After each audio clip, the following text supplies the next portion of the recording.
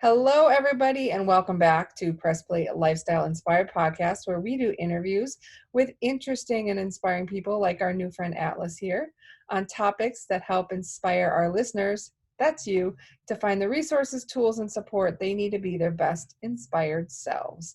So how are you doing today, Atlas? Doing all right, Jackie. I'm hanging in there. How about you? Awesome. I'm doing amazing. I'm home with my four very interesting kids and my loving husband, and they haven't made me crazy yet. So I'm feeling pretty blessed that no one has been injured in the making of this movie. So There it's you go. great. Yeah, full house. We do. I was recently I remember I used to always complain a little bit about how much to clean. And now I'm like, oh, thank heavens we have a room that everyone can go to. So I'm never going to complain about that ever again, There although, you or at least not this week. go. I was going to say you had a great voice for radio, and then I thought how cliche that was since you're a musician. But would you It's not the first time it's come up. I used to, a while back, I worked at a Starbucks, and in the drive-thru, everyone would be like, "Oh, you should be on the radio. You should be on the radio." You're I'm like, like, I'm "Oh, yeah, working on it, sure." man. Right? Yeah. I'm like, that's exactly what I'm trying to do. Exactly. So we got super lucky, and you have recently put out two new EPs. Mhm. Totally different, I think a little bit different vibes on the two. I wonder if you'll share with us a little bit about yourself so people know, the name of your group, and then a little bit about the new EPs that have just come out, if that works for you. Yeah, absolutely.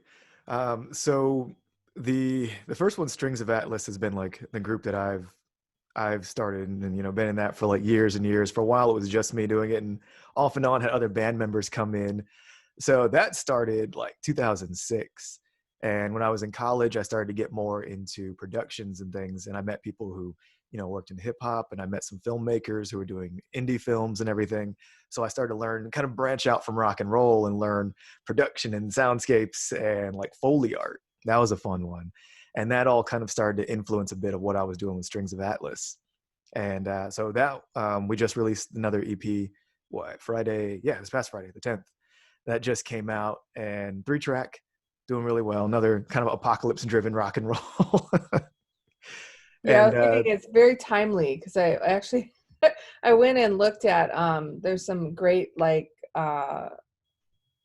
marketing kit kind of stuff that Michael sent out, your management group. And with MTS, yeah. yeah, and I was like, so timely. It's just a little apocalyptic, but things are gonna go better for us though. Yeah, absolutely, absolutely. And that's really the themes of all the albums, is always like there's this struggle, but you make it, you survive, Yeah, And the absolutely. so the fun part between these two is, so leading to Chords of Eve, which is the trip hop kind of electro pop group that I work with.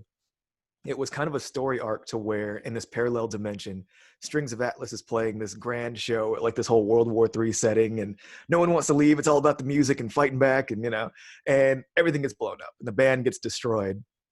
And the Atomic Girls, which is actually a dance troupe that I used to work with for years and years, they were amazing people. I always have them pop up in whatever it is I'm doing. And we had a little comic book we sketched where the Atomic Girls found Atlas Cage in this dimension and started rebuilding him in this kind of, dystopian, futuristic settings. And that's where he meets this android, Casey, who can sing and sing really well. And no one can explain how she learned how to do this because she was never programmed for it. And that's where Chords of Eve comes from. And it kind of takes this very, very different approach from hard rock down to like kind of a chill out vibe and more pianos and synths and things like that in it. Yeah, that's nice. So it's sort of like even in your musical life, it balances each other out, like the super intense vibe, and then kind of like, yeah, it's intense, but some days you just got to chill too. Like, Some days, right? and so a little bit before the interview, we just did a little prep, and for people who can't see the video, if they'd end up seeing the video, you have a photo behind you of cartoon art. And I was like, yeah, my husband plays that game.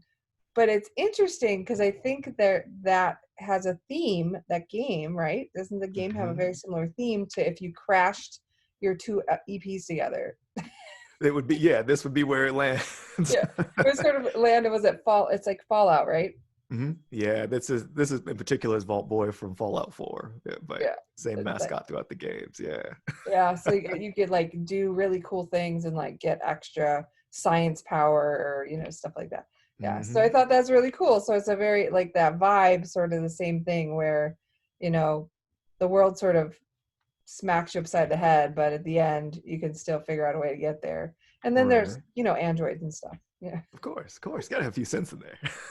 Definitely. So I love that you really so something that's been fun talking to you, that's a little different from some of the other artists we talked to, is you sort of have a holistic view of art. So it's not just music, right? You've talked about comic books, you've talked about dance troops, you talked about a lot of other things.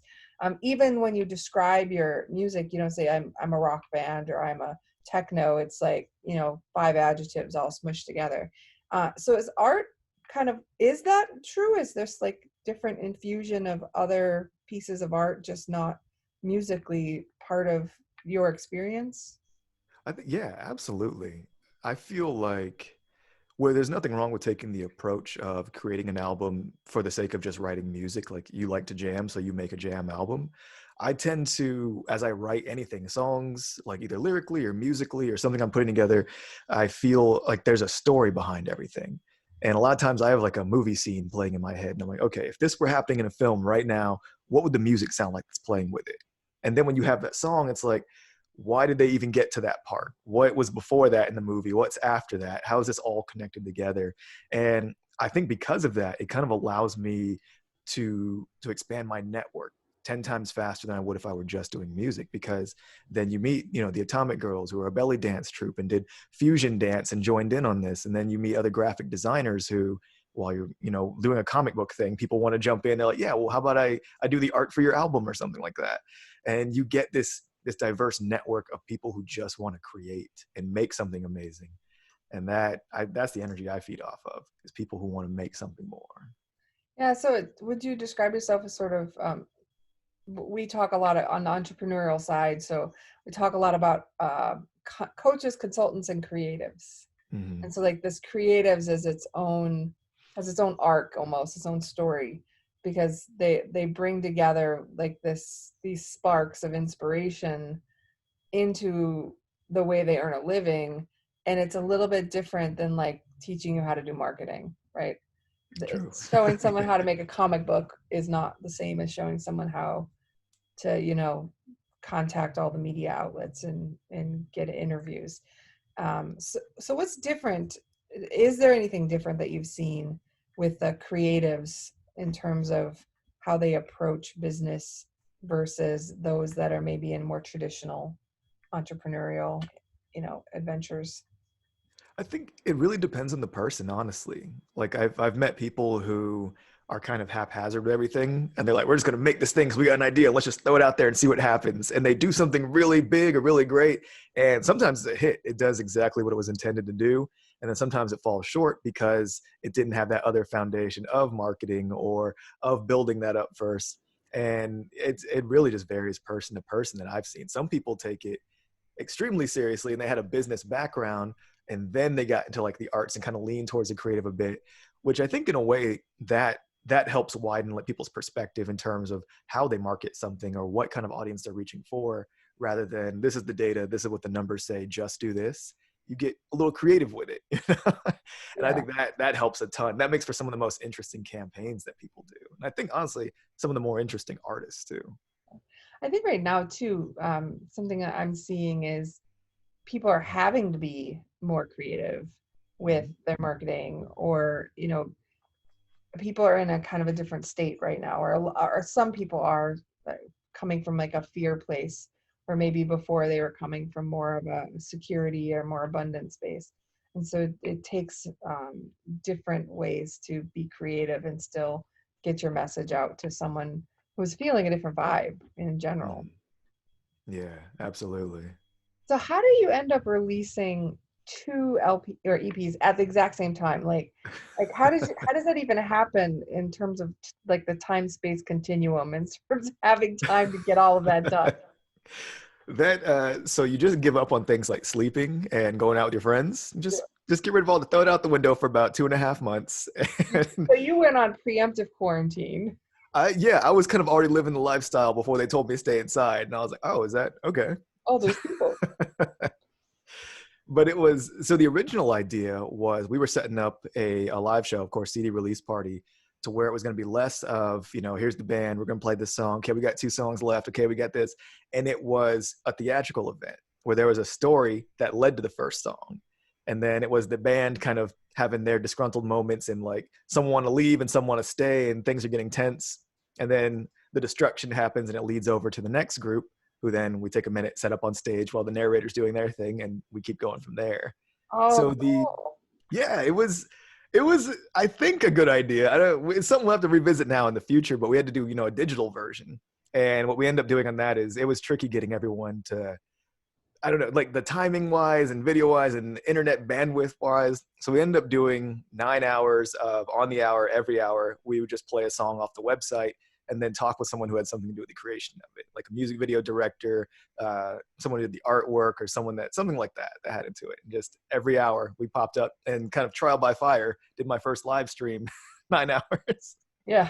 There you So, go. Why not start with a bang, right? yeah, right. Why make it easy?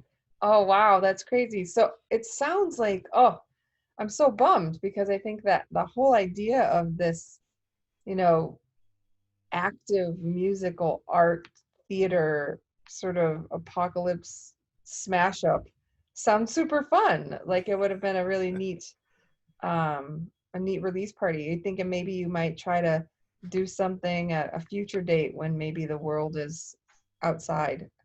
Yeah, right.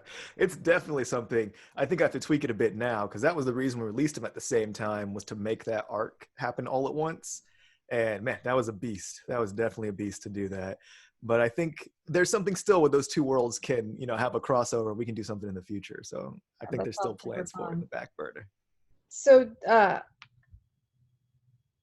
are you going to continue on with both sort of so for I guess first of all, you had mentioned early before our conversation that they're kind of two different styles of music, for lack of me being a musician myself to be able to know what I'm saying. Um, what is the vibe of the two? Like, how are they different? Because you said, I think Chords of Eve, you like techno slash slash slash slash. So, Mhm. what were you going after in each of the two vibes? So with Chords of Eve, it's kind of like I've always been a fan of like trip hop and lo-fi and things like Massive Attack or Tricky, Portishead, Imogene Heat, that sort of sound. I've always liked as kind of like a more calming area for me to go to outside of rock and roll. I mean, I love rock. I started off in death metal of all things.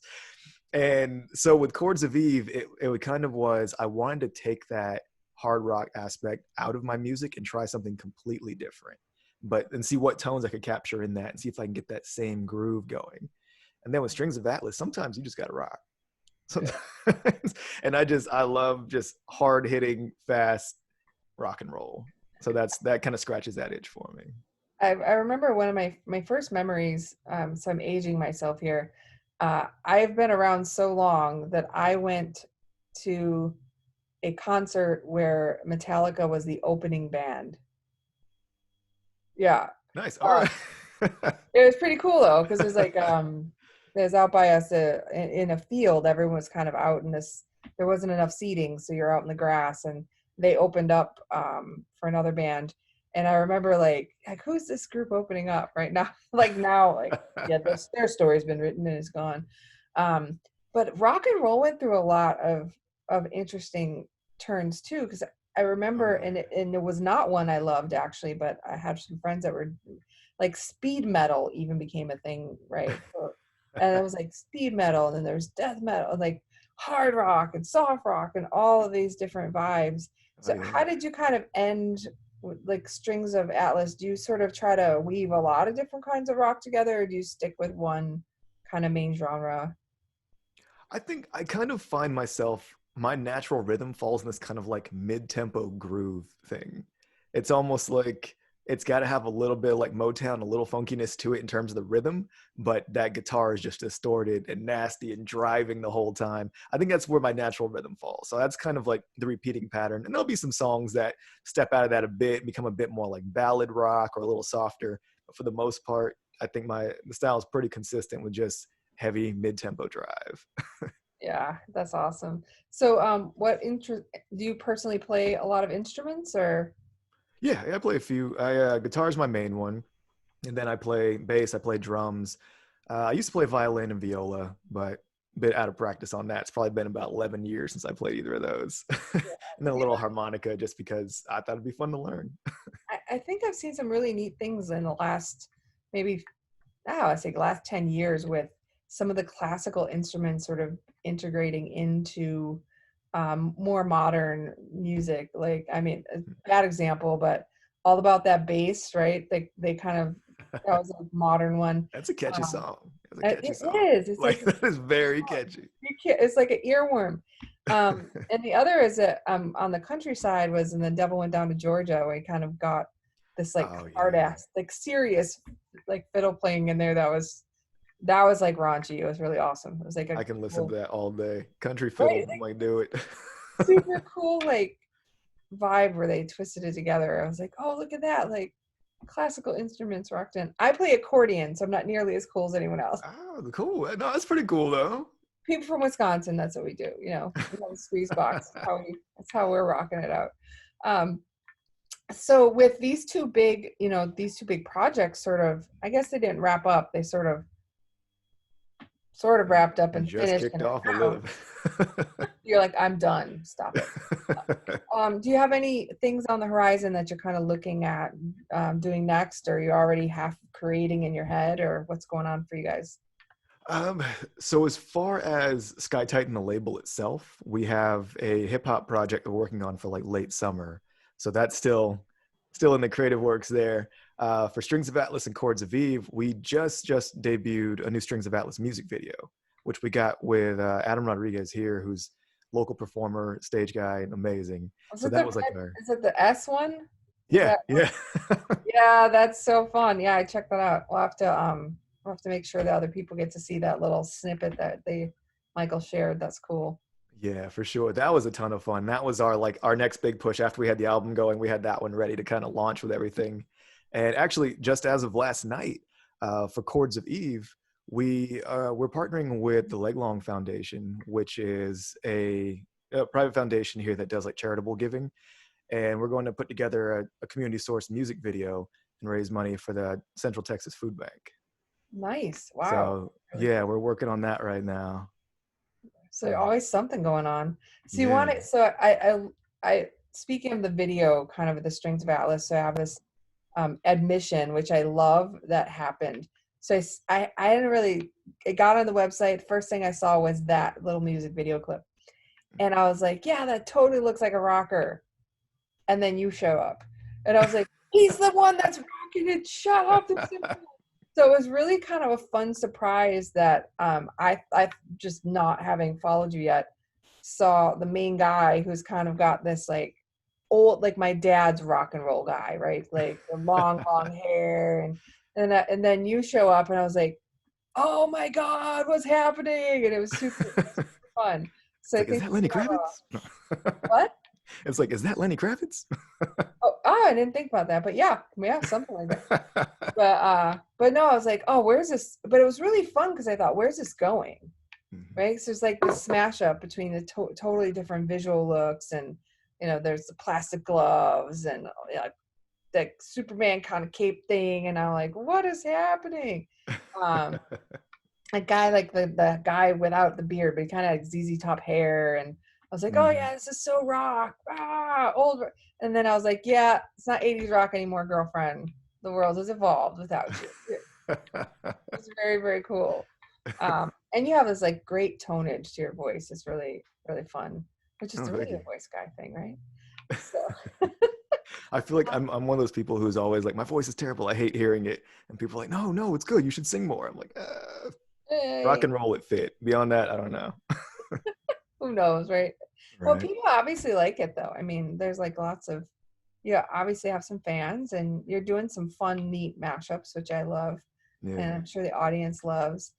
So one other thing you had mentioned again earlier was you kind of there's a different audience kind of for the Chords of Eve.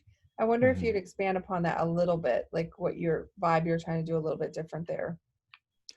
With Chords of Eve, I feel like it's a easier to approach style of music. It's easy listening. It's not so, like my fiance, her mom's great. She always supports like the music stuff we're doing, but whenever I play rock, she's like, I don't get it, but good job. She's like, Oh, why is it sure. so noisy? And then when with Chords of Eve, when it definitely it smooths everything out. I think we snuck in guitar on 2 tracks that are a little more upbeat, but for the most part, we wanted to get more of that easy listening and that kind of like, easy to approach, not so much like a punch in the face kind of rock song. And I think there's definitely that line in terms of people who like music a certain way.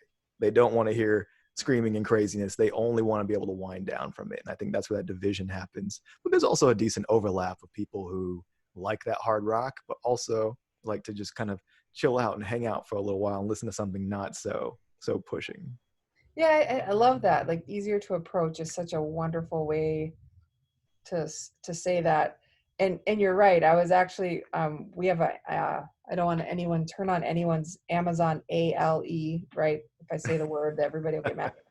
But so I'm like doing right now we have to walk in the house because we're not leaving anywhere. So we're doing the walk and we have my husband's Mm. playlist is playing.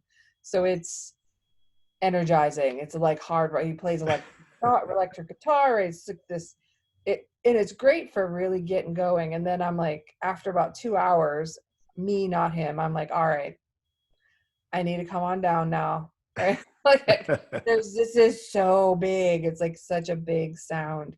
Um, Hmm. and I have a daughter who's on the autism spectrum, and so interestingly, she loves music, every music, even hard rock. Like she just likes the vibe, like the feel, like the Yeah. music's, as long as it has some kind of undertone of rhythm or sort of something that she can feel the repetition of, she's fine. But even I was like, yeah. So now I might have to go Chords of Eve on my second. First we'll rock out to the good walk, and then the chill. I'm gonna rock in with the Chords of Eve a little bit there. It's just There you go, all day. yeah. So where can people find this amazing music that I'm just super excited about and just got lucky to learn about recently? Where can they find you? So we've got of course, the Sky Titan Media website, which has all of our artists on that. So every time we get something new, you'll see it pop up there. And we stay active with Facebook, so you'll always see new links coming up there. But in terms of streaming or buying, it's everywhere now. It's Spotify is the main one that we put out. Pandora, Deezer, Napster, Rhapsody. You can Shazam it. Shazam will take you like a few. Apple Music. So Wow, you're it's in not a couple messing of around. spots. Look at you getting it all out there. I love it. So Staying are you busy gonna for sure. sleep a little bit now that you just like jammed it out, or you're like, nah, I got stuff to do? I was playing that yesterday. It was kind of a lazy day for a little bit, and then we started building up with the charity music video. And then 1 a.m. hit, and I was like, I should probably go to bed. I got things to do tomorrow. I got life to do. Awesome. Well, So we'll make see. We'll see if sure. sleep finds its way in there. Yeah, maybe. We'll make sure to put, the URL and the Facebook group and all of that in the show notes so people can find you, and hopefully they'll get on Facebook because like you said, you're really active on there. You keep seeing new Yeah. things pop up. Mhm. But thank you so much, especially since you didn't go to bed till late, and for showing up and chilling out with us here at Press Play Lifestyle. And I think a lot of people are going to be inspired by your music and like that story vibe of bringing the two things together. So thanks so much Yeah, for Jackie, thank you introducing for it to having us. me. Yeah, you're welcome. All right, well, we'll keep in touch, and you have a great day, okay? All right, you too. Bye-bye.